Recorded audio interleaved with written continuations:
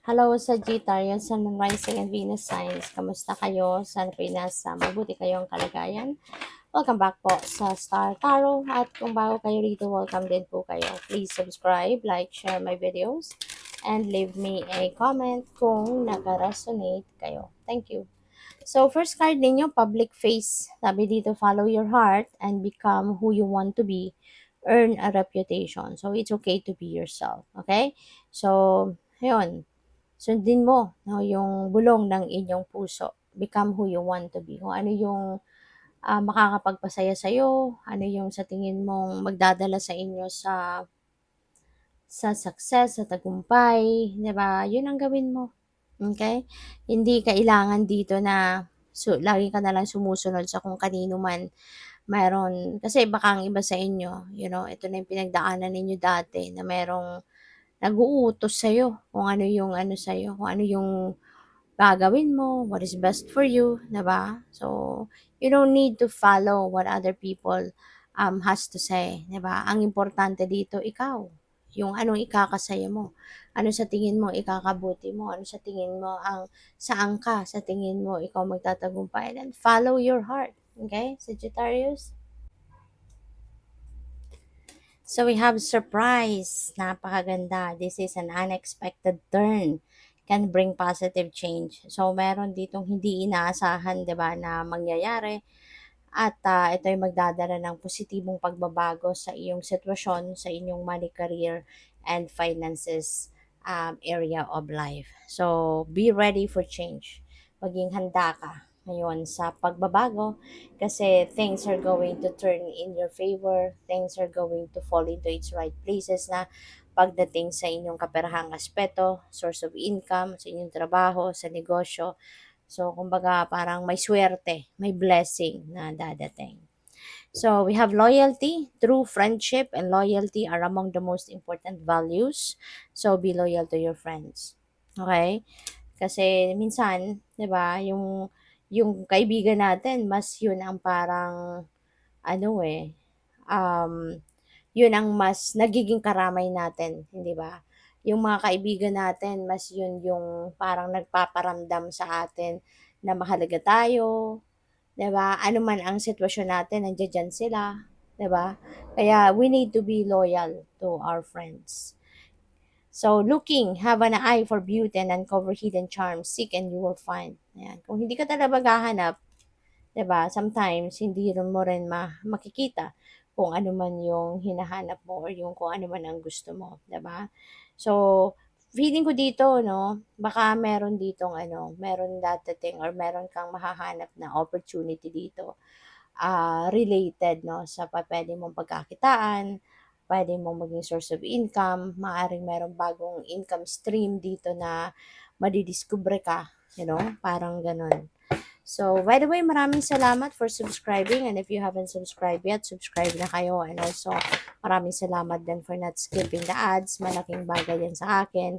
And also, please click the join button sa baba ng video kung gusto niyo na mag-join sa membership. So, we have Five of Pentacles. Ayan. So, ang iba siguro sa inyo, maaring merong problema pagdating sa pera. Baka may kulang, baka meron kayong financial hardship. Pero ito kasing sitwasyon na to, parang ang napipick up ko, parang hindi mo ina-expect, no? Yung pagkakagastusan na to. Hindi ito nakaplano. No? Kasi otherwise, yung mga ibang, kunyari, yung mga bayarin ninyo sa bills, mga ganyan, mga necessity, parang meron kayong budget para dyan. Pero itong bagay na to, no, parang biglaan, kaya wala kang budget para dyan. Kaya parang ito, nag-struggle ka kung saan ka kukuha ng budget, parang ganon. So, what else? We have the world. No? This is a time for success as well. Maaaring sa trabaho, sa career ninyo, sa business ninyo, kung ano man yung pinagkakaabalahan mo, ano man yung wino-workout mo na mapagtagumpayan, maaaring mapagtatagumpayan mo na nga ngayon. So, pwede rin na ma-rewardan ka dito financially.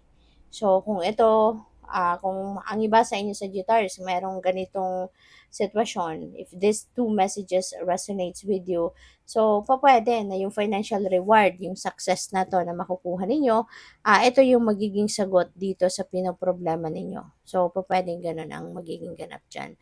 So this is a time for completion and achievement, so time din ito for celebration. You deserve it, 'no, kaya okey lang 'yan, i-celebrate mo yung tagumpay na ito. And that travel also is very evident for some of you. Maaaring iba sa inyo magta-travel abroad, no? Para dito. So, we have strength. Yan, lakasan mo lang yung loob. Okay? Tibayan mo lang ang inyong dibdib kasi walang problema na walang solusyon. Okay? Lahat ng problema, may solusyon yan. Lahat ng challenges sa buhay, merong way out yan. Kaya, lakasan mo lang ang inyong loob. Makakaya mong solusyonan yan. Makakaya mong hanapin kung ano ang way out, no? Diyan sa, ano mo na yan, pinoproblema mong yan. Alright? So, we have Five of Wands. So, pwedeng internal conflict ito. Baka naguguluhan na kayo, sumasakit na siguro ulo ninyo sa pag-iisip what you're going to do. Ano na saan ka kukuha ng pang-solve sa problema, 'di ba? Yung mga gano'n. Pupuwede rin 'no, na aside from internal conflict, pupuwedeng may conflict din kayo somewhere. Pupuwedeng sa pamilya, sa trabaho, baka meron hindi kayo pagkakaintindihan with another person, pupuwedeng may argument na nangyari, puwedeng gano'n. Pupuwedeng may competition, may rivalry, mga ganyan, 'no? And yung mga gano'n kadalasan sa trabaho, 'di ba, laging may rivalry. Lalong-lalo na kung merong promotion, mga ganyan, or may mga posisyon na nagbukas na ba pinag-aagawan ng mga empleyado. So, we have Two of Wands, ayan. So, partnership. So, pupuwedeng ang iba din sa inyo rito, pupuwedeng kayo ay makikipag-partner, makikipag-merge, 'no? Kunyari, sa business ninyo, baka mayroon kayong pag-merge na gagawin with another businessman or business person. Pupuwede rin na partnership ito in a project. Baka meron kayong gagawing proyekto, makikipag-collaborate ka with someone, 'no? Puwedeng gano'n. Or pupuwede rin ano na since meron kang the work, meron kang sisimulang bagong ganap sa buhay, siguro, you are making plans, about that sa ngayon. So, pupuwedeng gano'n din ang ganap, ng iba sa inyo rito. So, si Two of Wands also 'no, this resonates with travel, and this could be an international travel. Maaaring yun din ang pinag-iisipan mo kasi pupuwedeng yung international travel na yan baka, job opportunity yan abroad, 'no? Baka nagkaroon kayo ng oportunidad ngayon na makapagtrabaho sa ibang bansa kaya pupuwedeng 'yan ang inyong pinagpaplanuhan. We have Six of Cups 'no, there is also travel dito kay Six of Cups 'no, pero si Six of Cups visiting 'no, visiting family ito, visiting your loved ones, visiting kung saan kayo nanggaling, saan kayo lumaki, yung mga gano'n.